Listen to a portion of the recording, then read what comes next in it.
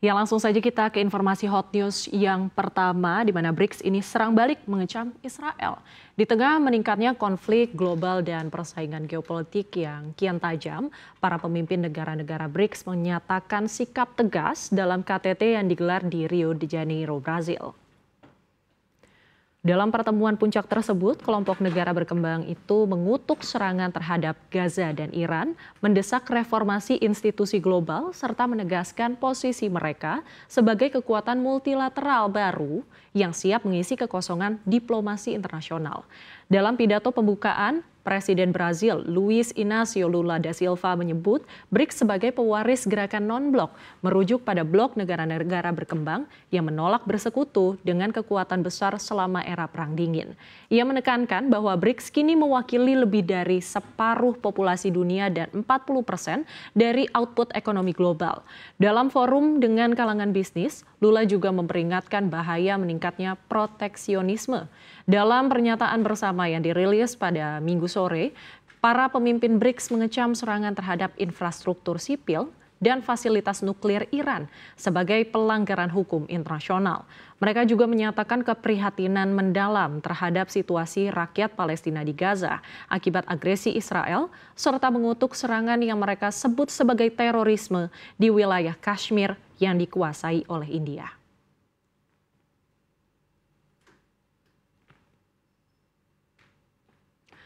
Selanjutnya hot news yang kedua, negosiasi ke Qatar, Israel tolak tawaran Hamas. Israel memutuskan untuk mengirim delegasi ke Qatar untuk melakukan pembahasan bersama Hamas mengenai gencatan senjata di Gaza dan kesepakatan pembebasan sandera. Kantor Perdana Menteri Israel Benjamin Netanyahu menyatakan telah menerima undangan tersebut. Pada Jumat malam, Hamas mengatakan telah memberi tanggapan positif terhadap tawaran gencatan senjata 60 hari dan siap melakukan negosiasi. Namun pejabat Palestina mengatakan kelompok itu telah mencari amandemen, termasuk jaminan bahwa permusuhan tidak akan berlanjut jika pembicaraan tentang gencatan senjata permanen gagal. Di Gaza, Badan Pertahanan Sipil yang dikelola Hamas mengatakan serangan dan tembakan Israel menewaskan sedikitnya 35 warga Palestina pada hari Rabu lalu atau Sabtu lalu. 7 orang tewas, termasuk dokter dan ketiga anaknya. Ketika tenda-tenda di daerah Al-Mawasi dibom. Sementara itu, 2 karyawan Amerika dari organisasi distribusi bantuan Yayasan Kemanusiaan Gaza terluka dalam serangan di daerah Khan Yunis. Sebelumnya, kantor Perdana Menteri Israel mengatakan bahwa perubahan yang ingin dilakukan Hamas terhadap tawaran gencatan senjata tidak dapat diterima oleh Israel. Pada hari Selasa, Presiden AS Donald Trump mengatakan bahwa Israel menerima kondisi yang diperlukan untuk gencatan senjata 60 hari.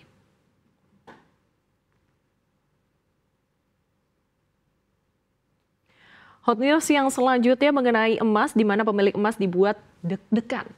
Harga emas ini kembali berada di zona positif usai penurunan tajam nyaris 1% pada perdagangan sebelumnya. Kekhawatiran defisit fiskal Amerika Serikat dan keputusan tarif Washington yang akan datang ini mendorong kenaikan permintaan terhadap safe haven. Harga emas pekan ini diperkirakan akan bergejolak karena investor menunggu 2 momen besar, yakni hasil negosiasi tarif dagang serta risalah rapat Bank Sentral AS, The Federal Reserve. Sang logam mulia turun hampir 1% pada perdagangan Kamis setelah laporan pekerjaan AS yang kuat mengurangi kemungkinan penurunan suku bunga The Fed bulan ini. Tetapi masih berada di jalur untuk naik 1,8% minggu ini setelah 2 penurunan mingguan berturut-turut. Presiden AS Donald Trump mengumumkan tarif baru pada hari Jumat. Pada pekan kemarin, kenaikan harga emas juga didorong oleh kekhawatiran atas defisit fiskal AS saat Kongres menyetujui RUU pemotongan pajak besar-besaran Presiden Trump. Ekspektasi peningkatan ketegangan perdagangan global dan ketidakpastian seputar tarif memberikan sedikit dukungan bagi emas. Investor menunggu apakah negosiasi dagang akan berakhir dengan baik atau memicu persoalan. Jika hasil negosiasi dagang lebih buruk dari ekspektasi pasar, maka ketidakpastian meningkat dan harga emas bisa naik lagi.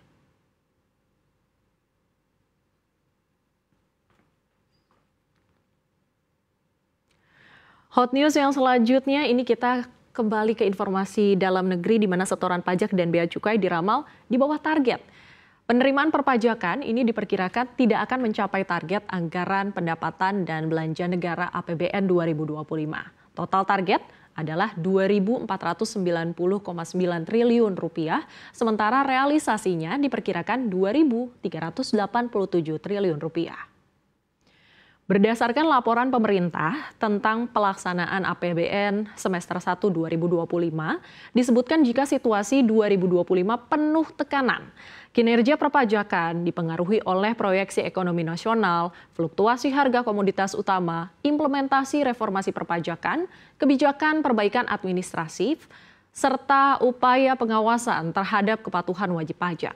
Adapun realisasi hingga semester 1 adalah 978,3 triliun atau hanya 39,3% dari target APBN. Sementara pada semester 2 diperkirakan ada peningkatan dengan tambahan 1.409 triliun.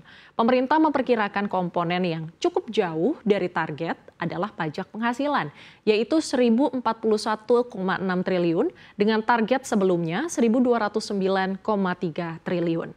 Begitu juga dengan PPN dan PPNBM dari target 945,1 triliun diperkirakan terrealisasi 895,9 triliun rupiah. Rendahnya penerimaan pajak tidak terlepas dari beberapa faktor, antara lain restitusi yang tinggi, harga komoditas melemah, dan batalnya kenaikan tarif PPN menjadi 12%. Sistem pajak terbaru, yaitu core tax, juga belum mampu menggenjot penerimaan lebih tinggi.